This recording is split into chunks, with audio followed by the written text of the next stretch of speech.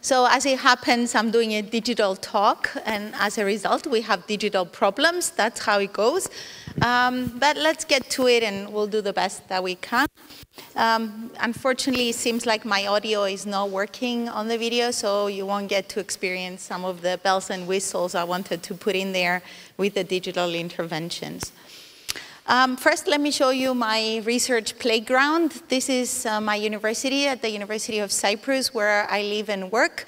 I'm so excited that we're finally, after more than 10 years of trying to get the conference to come to Cyprus, we're going to have our World Congress next July in Cyprus. You see the website is down there. I look forward, hopefully, to seeing all of you in my home country, my home university. We're very excited to host you there.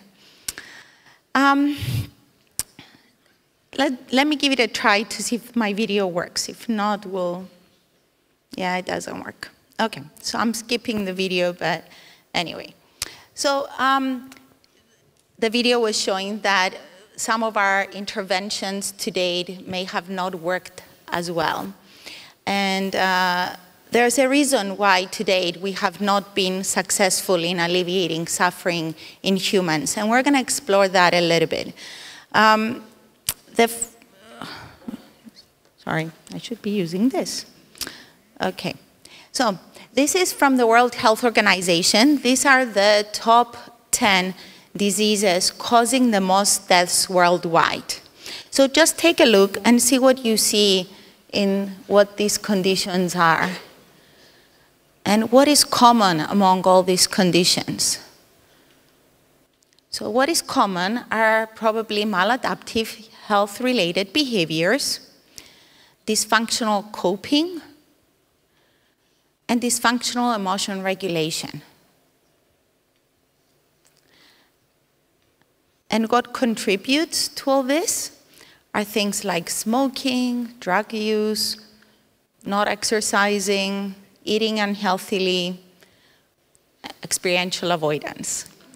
So despite important scientific advances, current pharmacological and surgical and psychological treatments, and hundreds of trials out there, we still see dysfunctional coping behaviors hindering our ability to alleviate suffering and overcome patients' problems.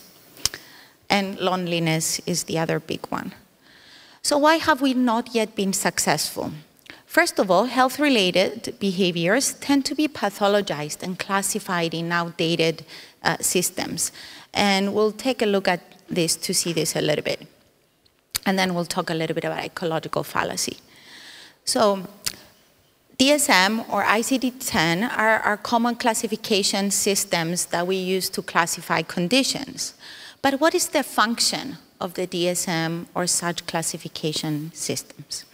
If the function is to facilitate communication among practitioners, to assist clinical assessment by providing clear symptom categories, to aid research by providing distinct diagnostic groups against which clinical populations can be compared, or facilitate reimbursement for services, then yes, maybe it has, at least in part, been helpful and achieved these functions.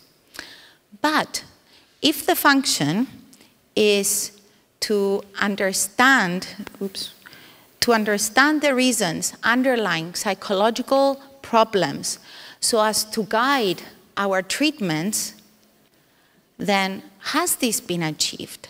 And can it really be achieved with such an outdated biomedical reductionistic type model on which the DSM is based on?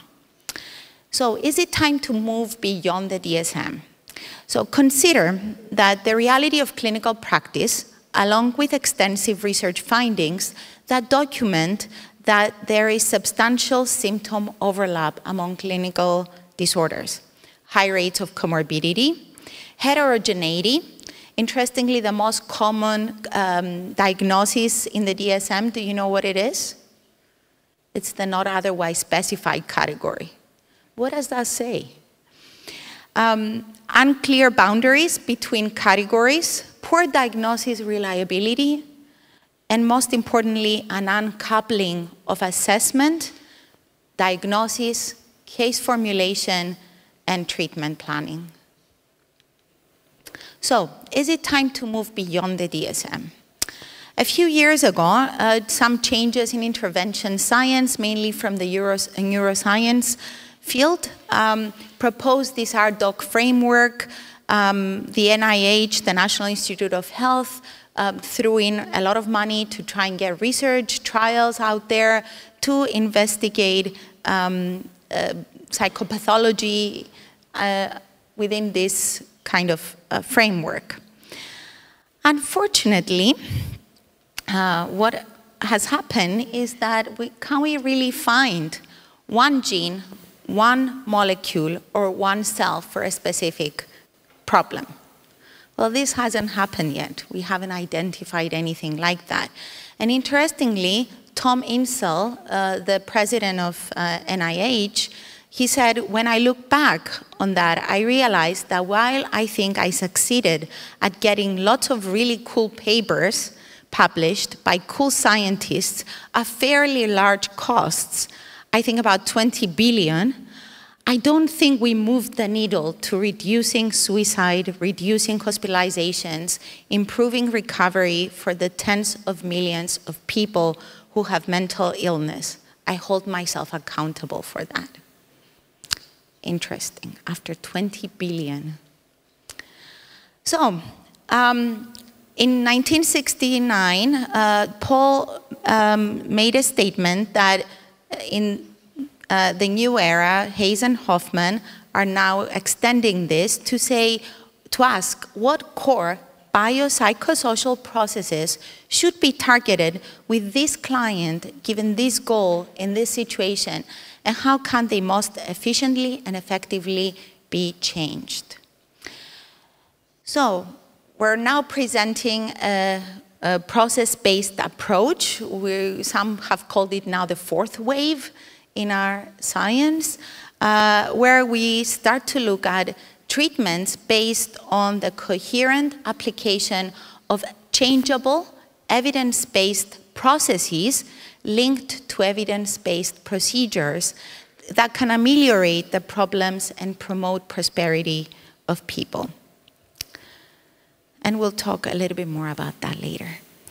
The other problem that that presents itself that has hindered our ability to effectively help all those who suffer and need our help is ecological fallacy, whereby we look at individual members of a group and we consider them to have average characteristics of the group at large. So, is there such a thing as an average person?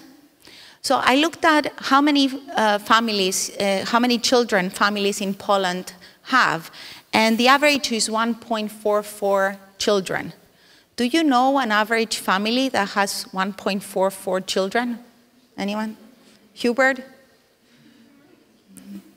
Okay, so does such an average exist? Does an average person or an average family exist? We also use nomothetic approaches that present with several problems.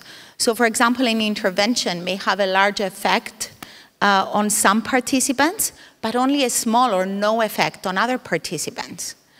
And when the intervention has differing effects on participants, we end up with large within-group variability. So group designs may find statistically significant effects when in fact treatment has practical or little clinical significance.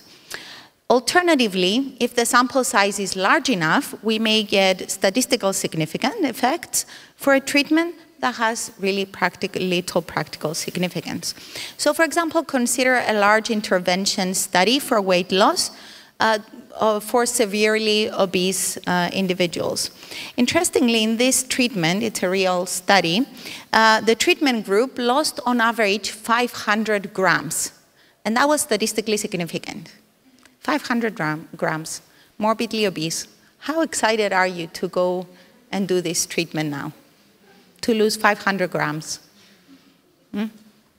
I joke that you could probably go to the bathroom and lose more than 500 grams if you wanted. So, so most of our psychological theories of change tend to be within person models, yet they're mostly tested through these nomothetic group type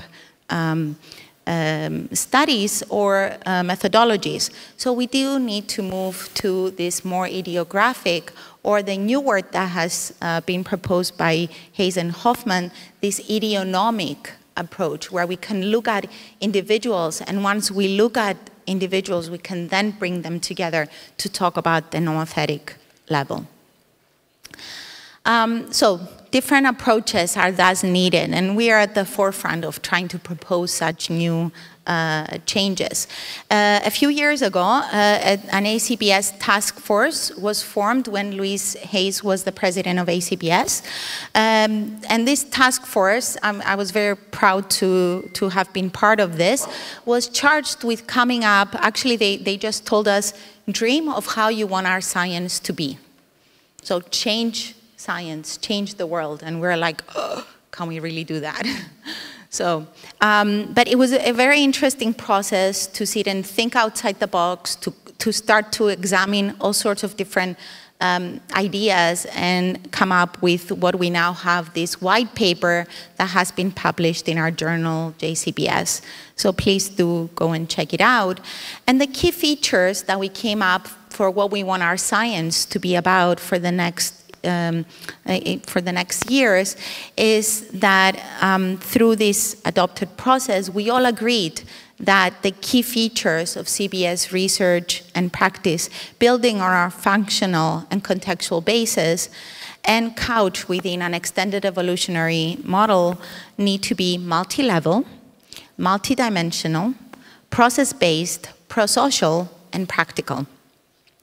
So the analytical approach of CBS, the focus on context in CBS, is driven by pragmatic concerns, as any analysis of behavior can only be practically useful in accomplishing prediction and influence as a unified goal if it specifies directly manipulable context to allow for experimental investigation and applied intervention.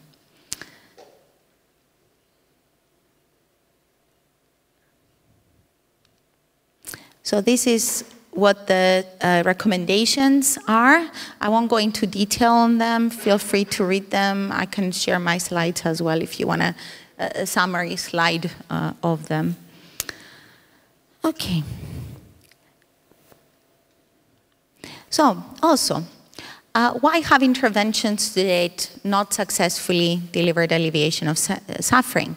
The other thing I see is that we were limited to what we call the face-to-face interventions. So let's examine this. This study comes from Altamura and colleagues, who report that only 50% of patients with a mental health problem will seek treatment from a therapist. And of those, only 10% will receive an empirically supported intervention.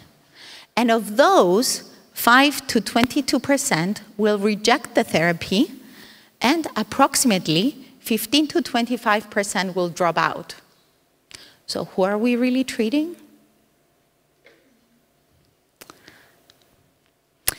Premature termination and treatment dropout tends to be a big problem in our science that has not been extensively talked about. We even tried to figure out what the definition of it, and we couldn't even find a common or an accepted, commonly accepted definition. And its results are detrimental to outpatient outcomes, and it limits effectiveness of any therapeutic approach. As I mentioned, there was no single agreed upon definition, and our literature tends to focus mostly on rates and associated variables to drop out, but not really looking at why people drop out of therapy. So a group of us tried to look at this premature termination and treatment dropout, especially in terms of acceptance and commitment therapy, which is the approach we cared about, compared to other groups. And we found that overall the rate was similar to other interventions, about 17–18%. So that wasn't a difference. But then when looking at the dropout, the reasons for dropout, interestingly, we started to see some differences. Now, the problem was that most trials do not even report the reasons. So I would encourage any researchers here, when you are presenting your findings, do state reasons for why people dropped out if you can get them, because we need to figure this aspect out. So in acceptance and commitment therapy, we had found that individuals had lost contact as a reason. There were personal and transportation problems or difficulties as being the main reasons reported. Whereas in comparison conditions, loss of contact was again shown. Therapy factors, interestingly, came up. So therapy factors, meaning I don't like the therapist, I don't like the therapy, they want to make me do exposure, and I don't want to expose myself to what I fear, and so on. And also time demands showed up. We went also to examine why individuals in our studies dropped out. So this was from the ALGER project, a project on chronic pain. I'll talk a little bit more about that in a little bit. And we saw that participants who dropped out reported mobility difficulties. So these were, as I mentioned, chronic pain patients. So they had a lot of difficulty coming to sessions, moving around, and so on. Health issues, having a lot of other health problems, other comorbidities in relation to pain. And then poor therapy adjustment was another one, not fitting in with the group that they were put in, or they needed preference for an individual, or more like paced to their needs kind of intervention. But what else is happening, though, in terms of our patients? Have you seen this ratio before? If any of you have seen presentations from Andrew Gloucester, maybe you've seen this. What does this refer to? What if I were to tell you that there are 168 hours in a week? And how many of them do we spend with our clients? 1. And what happens in the client's life for those other 167 hours? As I already mentioned, in a lot of our trials, what do?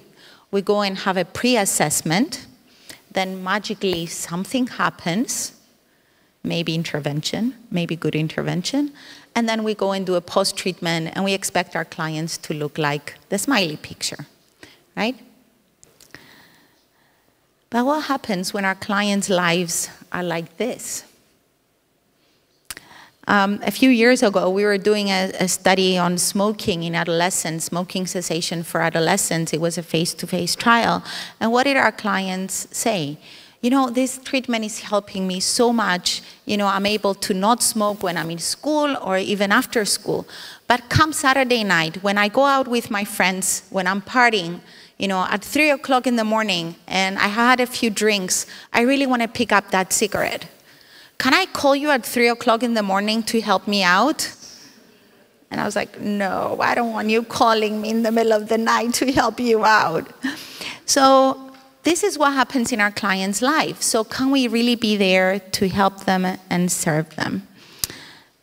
So we tried to have a quest for the perfect therapist. You missed a little bit of the video before that I was playing on that, but it's okay. So we wanted to explore, a few years now, the digitized mode of intervention as a way to overcome some of these problems that we face. So reverse that ratio, be with our clients more than 1 hour per week, be with them when they actually need us.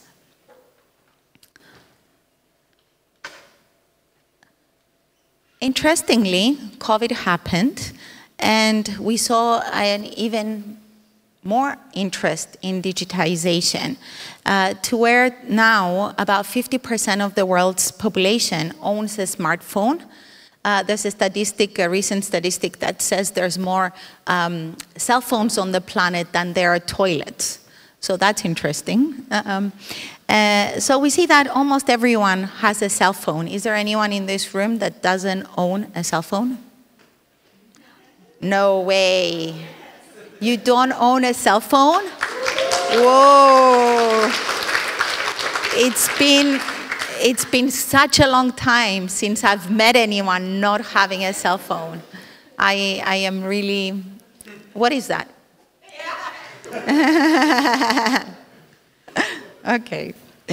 So we know that about 6 million people in the United States alone go online every day searching for health and medical information on types of problems they may be facing, on treatments available for their problems, on empirical support for available treatments, and so on.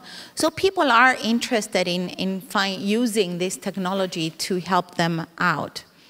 And globalization, being able to reach people all over the world just by a press of a button, has helped in all this.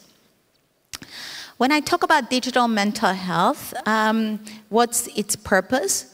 So according to Barak and Klein, the purpose of digital health interventions is to create behavior change, enhance knowledge, awareness, and understanding for the health difficulties through the use of interacting web-based components. I use digital mental health or digitalization as an umbrella term, but you can find many other terms being used for this type of approach. So in terms of being a perfect therapist, I just heard from Lapelainen's group yesterday where they compared face-to-face with digital means of delivery. And we're actually starting to see that there are really no differences, even when we were worried that we wouldn't be able to build a rapport with our clients or a therapeutic relationship. We now see that that doesn't hold up. And I'll show you in a little bit a study we did that was hilarious on how people connected even to a therapist being a box, not even a real kind of human-looking figure. So we do see effect sizes are pretty good and comparable to face-to-face interventions. Clinicians' response, it's been slow, especially before COVID. It was really slow, and clinicians had a hard time connecting with the digital medium or being open to using it. That's one good thing that happened with COVID, that therapists became more open to this new delivery method. Here you see some of the responses from clinicians and worries about using digital interventions. One of the ones that I worry about is this quality or empirical support for digital interventions out there, as there are no legal frameworks. So anybody can go and put up an app, and if they advertise it well enough, they may get a lot of users, but we know nothing about its effectiveness or whether it's based on any sort of real theory or practice. So why also individuals drop out of digital interventions was another thing that we cared about. So some of it has to do with client socio-demographics. So we know that some individuals may have poor health literacy, so not be able to use efficiently their cell phone. Being male seems to be another limiting factor, and condition severity also seems to be related. And also in traditional trials, we tend to filter who goes into the trials. Also, people have to seek out help themselves, and we may assess them, we may have them come back a few times. So they're kind of filtered, whereas with a digital intervention, anybody can press a click of a button and then see, oh, that's not for me, I don't care about this, and then seem to drop out. And then the way developers have been approaching this medium, we think it's another factor contributing to dropout. This is how many interventions look out there. So what do you think about this? Would you be excited in doing therapy like this? It can even be more boring than having therapy with me, so not very exciting. So one of the things that my lab decided to, a task that my lab decided to undertake was how to engage users and how to increase adherence in digital interventions. So that's the challenge we accepted. And we started by working along with the European Federation of Psychology Associations and the Psychology and Health Group, and we came up with a consensus in terms of and four-dimensional recommendations in terms of what's needed to be able to engage users in interventions. And I will use examples from our ACT Healthy laboratory digital interventions to demonstrate how to put that into effect. So one of the studies I'll talk to you about is the FlexiQuit study. This is an acceptance and commitment therapy intervention for smoking cessation among adolescents and young adults. This is based on the study I was telling you before, the program that we did face-to-face, and this was my response to them wanting to call me at 3 o'clock in the morning. So instead they get the link and they can interact.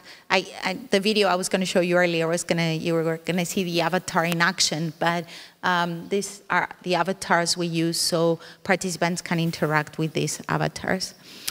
This program was also picked up by the United States, first of all by Fred Hutchinson Cancer Center, where we did this study on LGBTQ FlexiQuit, the Project Equal, where we applied this program, adapted it and applied it for LGBTQ plus youth.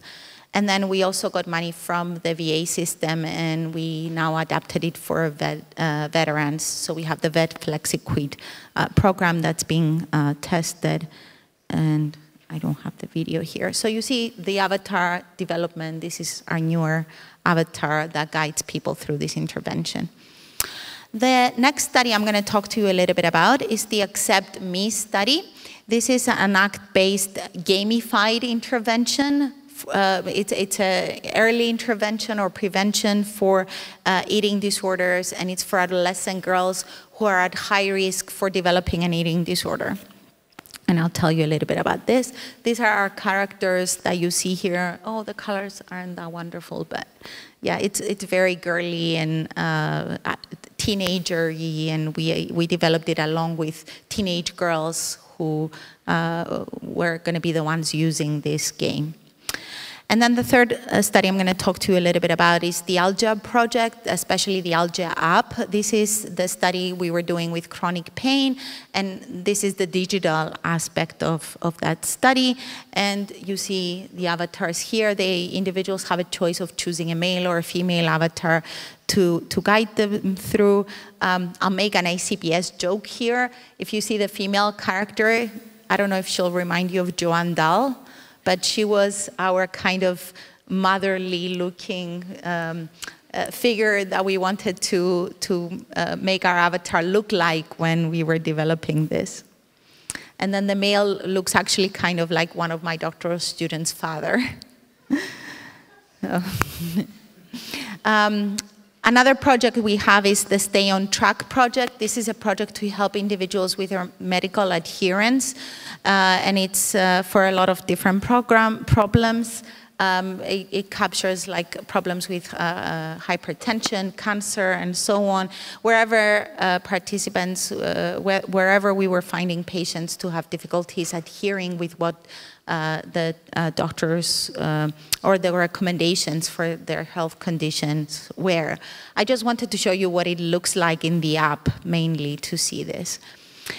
And then we have some virtual reality projects. One of the most fun ones, for me at least, is a values-based intervention for body weight and shape concerns. This is a multi-user virtual reality intervention. So the therapist and the client never meet. They never see each other in person. They only meet in this digital virtual space, and they only interact with within this virtual world.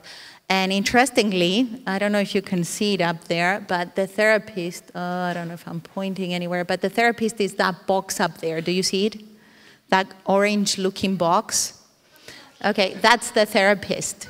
So through user testing, and I'm going to talk a little bit about user testing later, this is what our patients, our clients chose as the therapist, this box.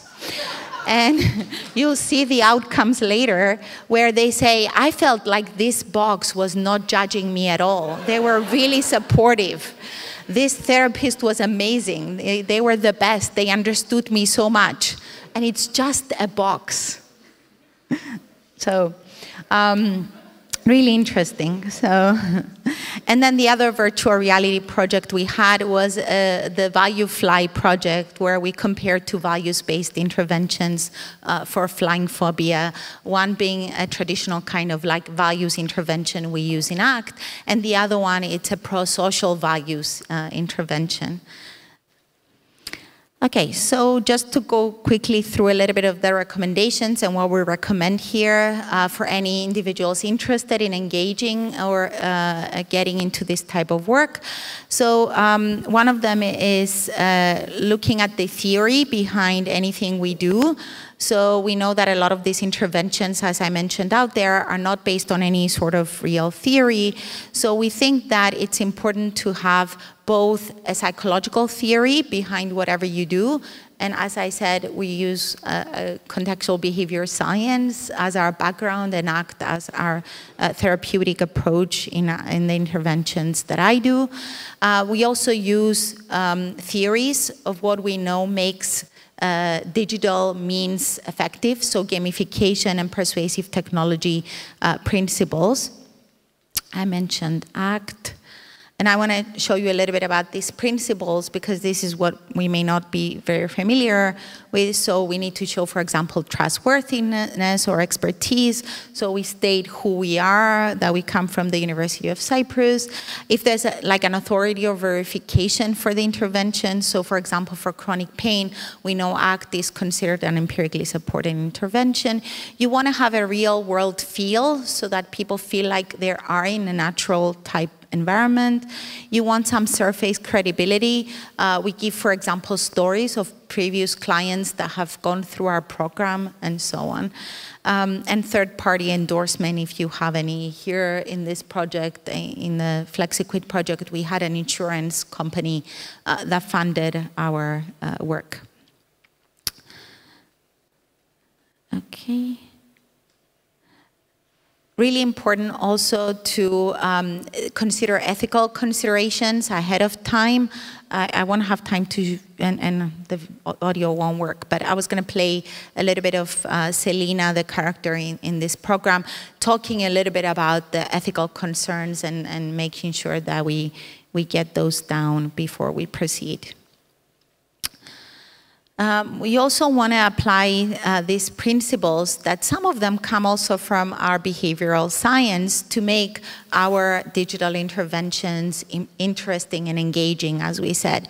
So using positive reinforcement. So in our programs, participants can gain points, they can gain different types of gifts. Some of them are just digital gifts. They just open a gift, or they just get points, they get stars, and so on.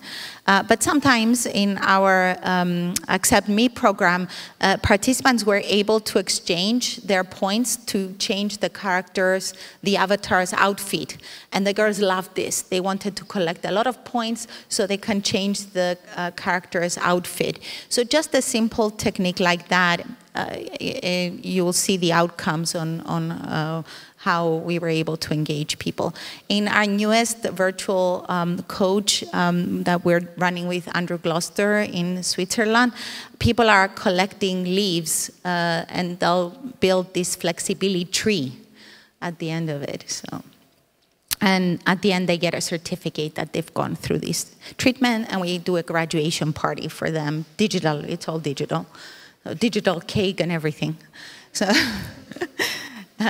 so we also use persuasive technology to get people engaged and interested. One of them is using reminders. So we ask participants to tell us when they want to receive reminders from us, and then it will show up on their phone, a reminder from our character here telling them to join the program or that a next component has opened and so on.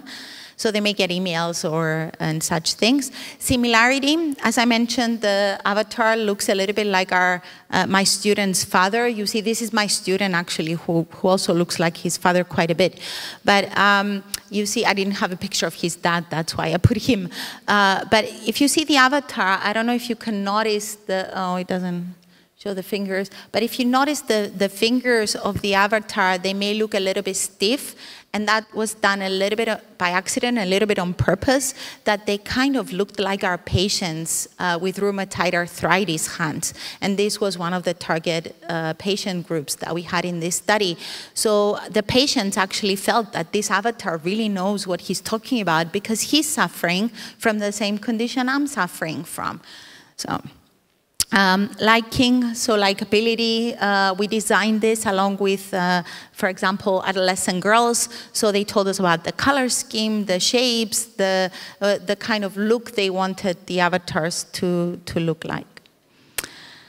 I'll skip some of that in terms of time. So the other thing is, as I said, is to include some sort of human sense or human contact.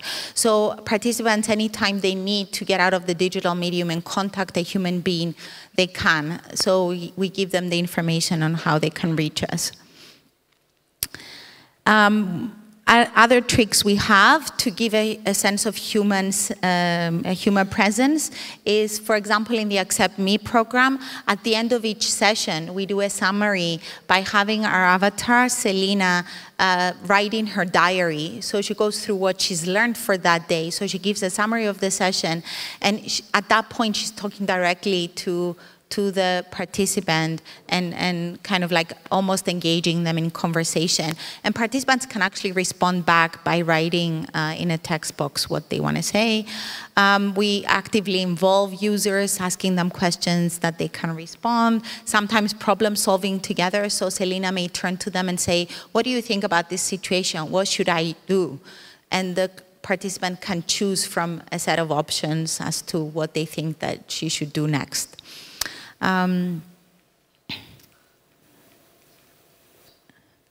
Okay. In terms of having frequent content update, we try to keep our interventions fresh. So you see here some of the content update that happened in terms of avatars. We had started with more of a 2D type of avatar. Participants felt like it was a little bit too childish, so we changed over to a 3D type avatar. And then you see the latest that we had in the United States program. The next recommendation is about taking into account participant characteristics that we know especially are ones that are vulnerable to dropping out of interventions. So for example, when we were getting ready to do the LGBTQ+ study for smoking cessation, we wanted to see what type of avatar would be of interest to the audience we wanted to have. So we played around with different figures, even colors, and even non-human animal-looking figures, and they hated all of them. And then they chose a more anthropomorphic figure in this case, and then we tried a number of different figures, and you see the one that won was that one. So we took into consideration what they wanted. When we wanted to attract males, we thought of giving them a choice between a male and a female avatar. Interesting point, everybody chose the female avatar for some reason. Nobody chose the male avatar. So later on, we gave the option, but we kind of skipped and encouraged them all to anyway get the female avatar they were going to get. Okay, I don't know if I can show you some of this. No, you can't hear it. You were going to hear the avatar talk. You can't hear the voice, but you see a little bit of how she moves around. Okay. And we also try to involve the social environment of the user. So we are contextual behavior science, so we have context in mind.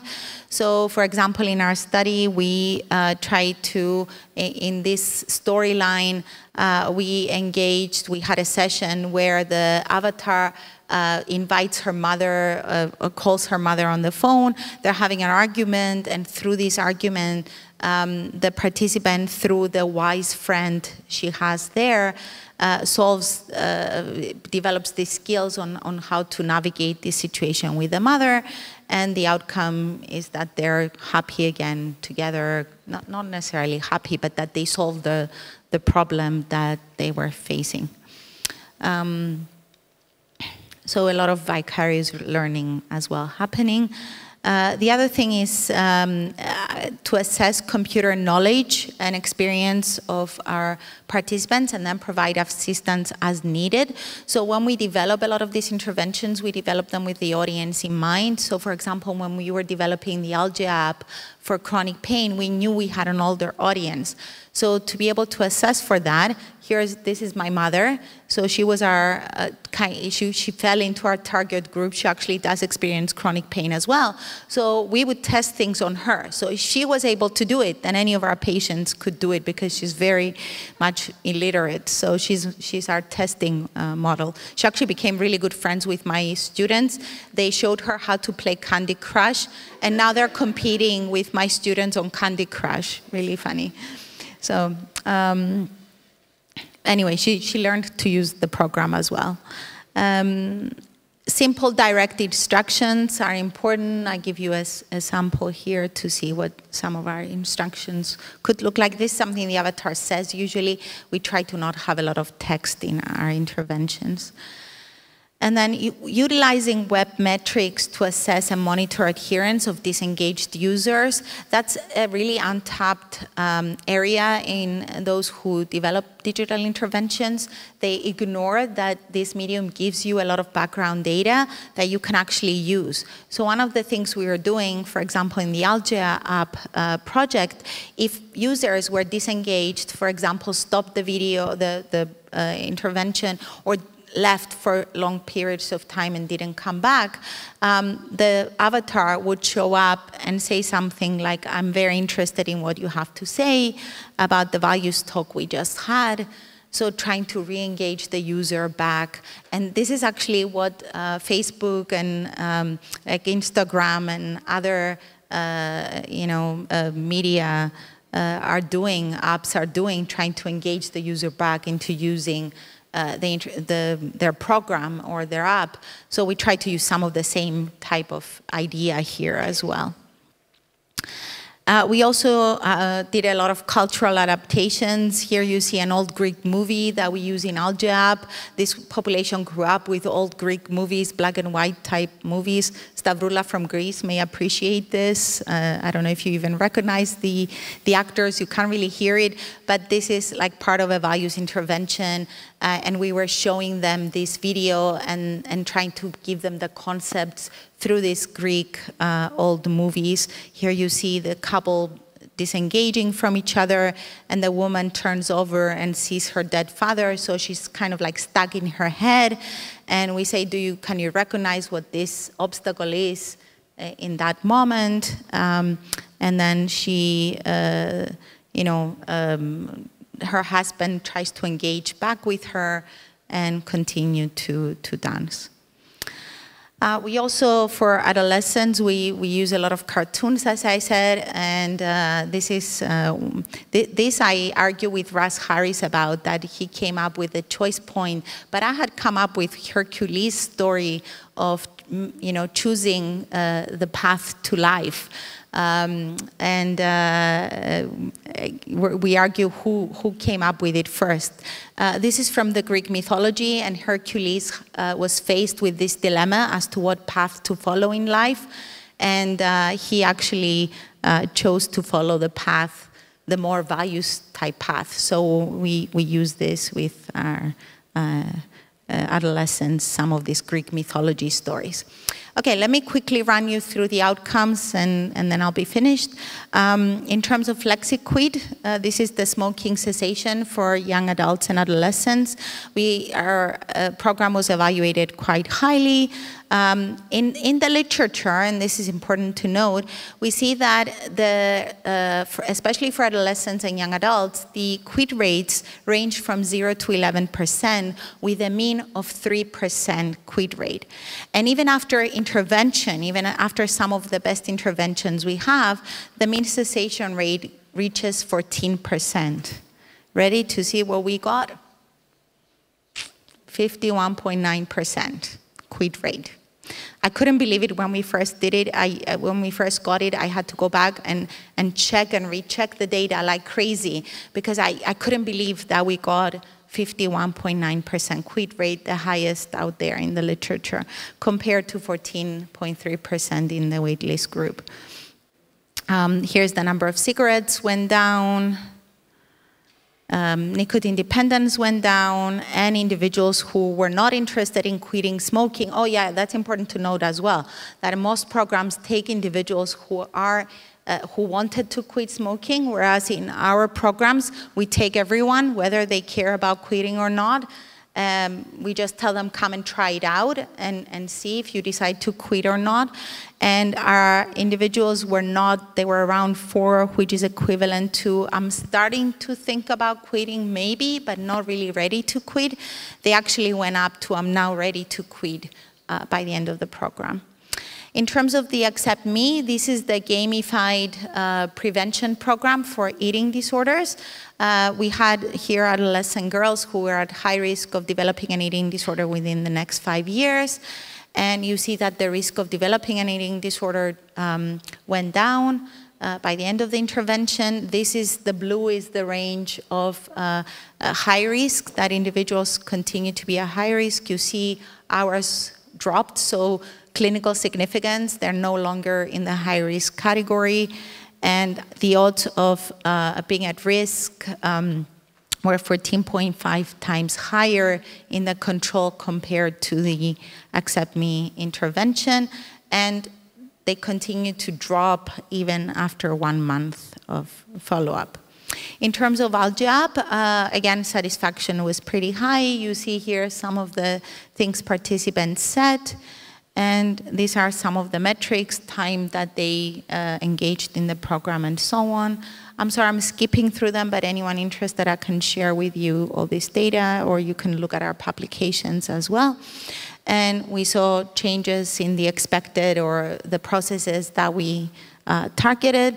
Look at also here the adherence, so low adherers compared to moderate adherers or high adherers of the intervention, and we see that obviously higher adherers fared better in terms of the outcomes. And they were significant. Okay, so have we developed these perfect therapies that can alleviate suffering in humans? We see that our results show that interventions, digital interventions based on a contextual behavior science framework can be acceptable and feasible. They seem to be effective. We're finding medium to high effect sizes. They can be engaging and may improve adherence and treatment dropout. But we still have ways to go. There's still a lot we need to do.